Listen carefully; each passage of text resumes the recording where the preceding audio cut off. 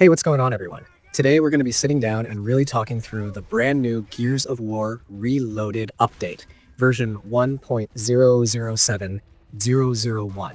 And I want to make this feel like we're just hanging out, having a conversation about what's changed, what's been fixed, and what it actually means for us as players who are putting in the hours every day.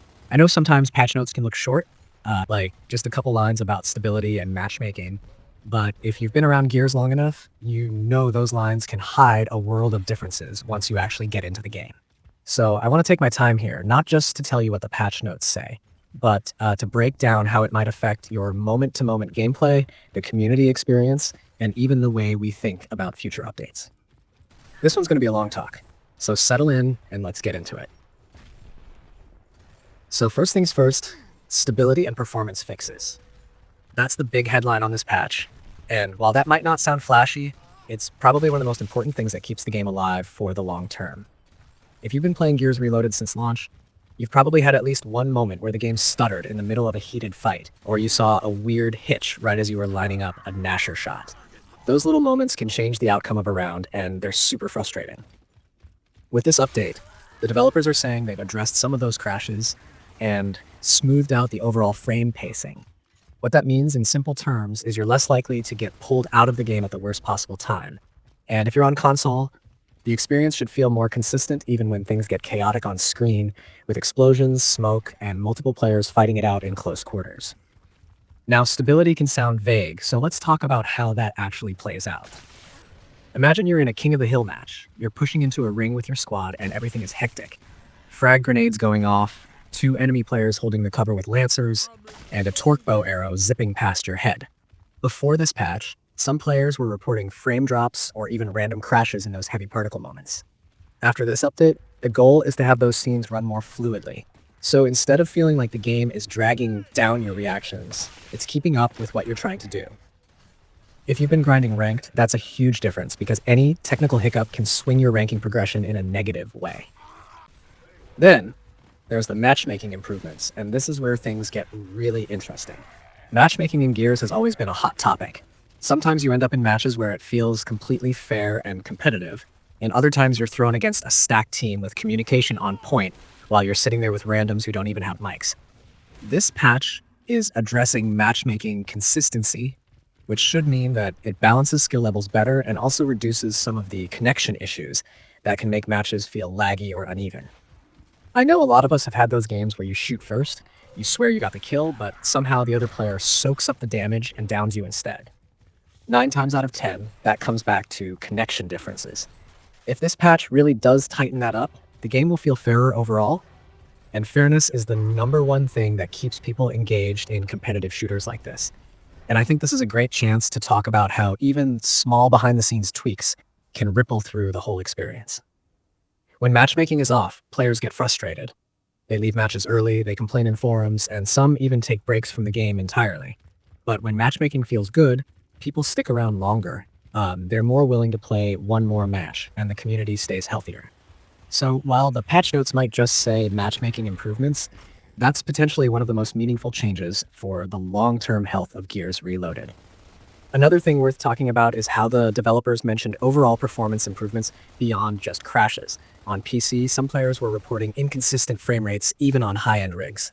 Gears has always been a demanding game visually, with its detailed environments, the gritty lighting, and all the blood and smoke effects.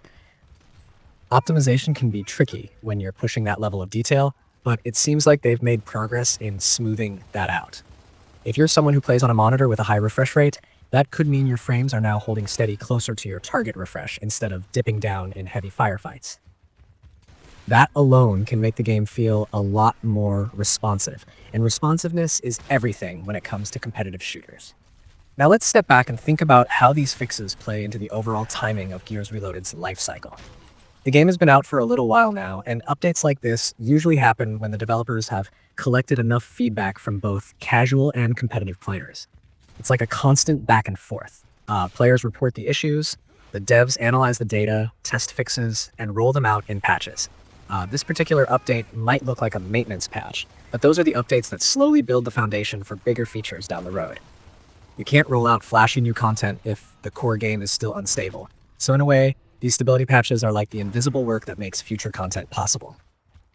Something else I've noticed with Gears patches over the years is that sometimes the devs slip in small tweaks that don't make it into the official notes. It might be something like slightly adjusting the aim assist or tuning the spread on a shotgun without outright announcing it. So even though this update lists stability and matchmaking as the main points, I wouldn't be surprised if some players start noticing subtle changes in weapon feel over the next few days. The Gears community is really good at picking up on those kinds of things, so I'll definitely be keeping an eye out for any chatter about whether the Gnasher feels a little different or whether the Lancer seems to drop people faster. Sometimes those unlisted changes can have as much impact as the ones that are officially announced. But let's not forget about the psychological effect of updates like this. When a game you love is actively getting patched, it reassures the community that the developers are paying attention. Even if the changes are small, it creates trust. You feel like your time is valued because the people behind the game are working to fix the rough edges. And that's important for a franchise like Gears of War, which has such a passionate fan base. People have been invested in this series for over a decade, and Reloaded was meant to refresh that excitement. Regular updates keep the momentum going and remind everyone that the game isn't being left behind. Now, let's talk about crashes, because that's one area where everyone can relate. Nothing kills the mood faster than being mid-match, maybe even winning, and suddenly your game just shuts down. You lose progress. Sometimes you even get temporary bans from matchmaking because the system thinks you quit on purpose, and it's just brutal. This update specifically mentions crash fixes, and that's huge. Fewer crashes mean smoother sessions, and smoother sessions mean people are more willing to keep playing longer. If you've ever had one of those nights where you're really in the zone and you're stacking win after win, the last thing you want is for a random crash to throw off your rhythm. With this patch, that should happen far less often, and that's something everyone can appreciate. Something I want to spend some time on is the community side of these updates. Gears has always had a strong online community, from the early days of Xbox Live trash talk to the current era of Discord servers and Twitch streams. Updates like this don't just fix the game technically, they also influence the conversations happening around the game. When people log on after an update and feel like the game is smoother, matchmaking is fairer, and crashes are reduced, that positivity spreads. Streamers talk about it, fans discuss it on social media, and suddenly the whole atmosphere around the game feels healthier. On the flip side, when updates go wrong or issues persist, negativity can spread just as quickly. So, it's always interesting to see how the mood of the community shifts after patches like this. I think another angle that's worth exploring is how these improvements will impact the competitive scene. Gears has always had a hardcore following in esports, and Reloaded has the potential to grow that even more if the foundation is stable. Competitive players need absolute consistency. If the game stutters in the middle of a tournament match, that's not just frustrating, it's unfair at the highest level. So even though this patch might look small on the surface, it could have a really big effect on the confidence of players and organizers in the competitive space. If this update reduces technical issues during matches, that's a win, not just for casual players, but for the entire esports ecosystem. One thing I always like to do when we get a patch like this is think about what it signals for the future. If the developers are putting in the work to stabilize matchmaking and performance right now, that probably means they're setting the stage for bigger things. Maybe a new content drop, new maps, or even new modes.